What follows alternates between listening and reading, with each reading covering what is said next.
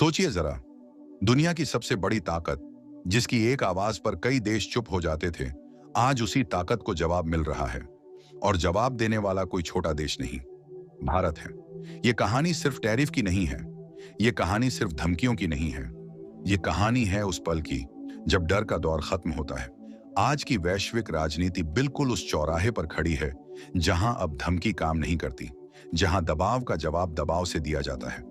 और अमेरिका ये बात अब महसूस कर रहा है।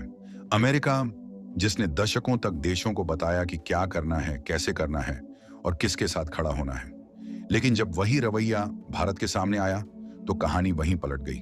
क्योंकि भारत आज वो भारत नहीं है जो हर बयान के बाद सफाई देता था, जो हर दबाव पर समझौते ढूंढता था।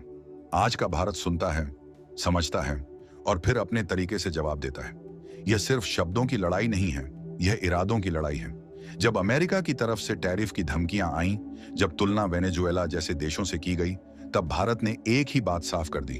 भारत डरने वाला देश नहीं है। और शायद यही बात अमेरिका को सबसे ज्यादा चुभी, क्योंकि जिन देशों को अब तक केवल एक बयान से लाइन पर लाया जाता था, भारत उनमें शामिल होने से साफ इनकार कर चुका है। अरब सागर, एक ऐसा इलाका जिसे अब तक सिर्फ नक्शे पर देखा जाता था, लेकिन आज वही अरब सागर दुनिया की नजरों का केंद्र बन चुका है। क्यों?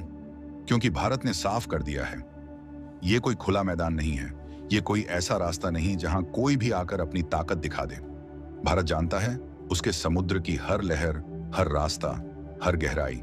और यही आत्मविश्वास आज पूरी दुनिया देख रही है। जब अमेरिका ने दबाव बढ़ाने की कोशिश की, तो भारत ने जवाब में कोई प्रेस कॉन्फ्रेंस नहीं की, कोई शोर नहीं मचाया, बस काम किया। रणनीतिक तैयारी तेज हुई, कूटनीतिक बातचीत बढ़ी और संदेश बहुत साफ गया। हम बातचीत के लिए तैयार हैं, लेकिन झुकने के लिए नहीं। यहीं से अमेरिका की परेशानी शुरू हुई, क्योंकि भारत न तो अलग थलग पड़ा, न ही डरा, बल्कि और मजबूत होकर खड़ा हो गया। दूसरे देशों ने भी यह नोटिस किया। जो देश अब तक चुप रहते थे, वो भी सोचने लगे, अगर भारत ऐसा कर सकता है तो शायद हम भी कर सकते हैं। यही वो पल था जब महाशक्ति की परिभाषा बदलने लगी। महाशक्ति वो नहीं होती जो सबसे ज्यादा डर फैलाए। महाशक्ति वो होती है जो बिना शोर किए अपने फैसलों पर अडिग रहे। भारत ने यही किया। ऊर्जा सुरक्षा हो, व्यापारिक फैसले हों या रणनीतिक साझेदारी, हर जगह भारत ने यह साफ कर दिया कि उसके फैसले दिल्ली में होंगे, किसी और राजधानी में नहीं। और यहीं अमेरिका से सबसे बड़ी चूक हो गई।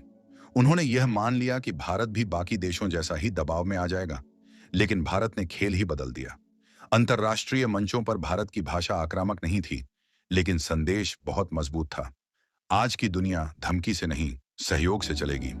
यही बात दुनिया को पसंद आई। धीरे धीरे भारत की छवि बदलने लगी।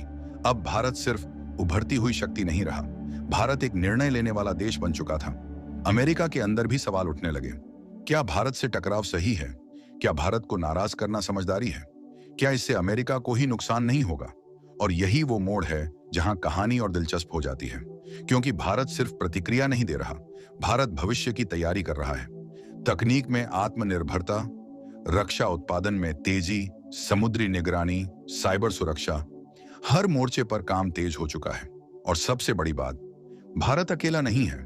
दुनिया की कई ताकतें अब यह मानने लगी हैं कि वैश्विक संतुलन बदल रहा है और भारत उस बदलाव के केंद्र में खड़ा है। तो सवाल यह नहीं है कि अगला कदम क्या होगा, सवाल यह है, क्या दुनिया इस नए भारत को समझ पाएगी? क्योंकि यह भारत अब चुप रहने वाला नहीं और न ही दबाव में आने वाला। यह भारत अपने फैसले खुद करता है। और यही कहानी अभी शुरू हुई है।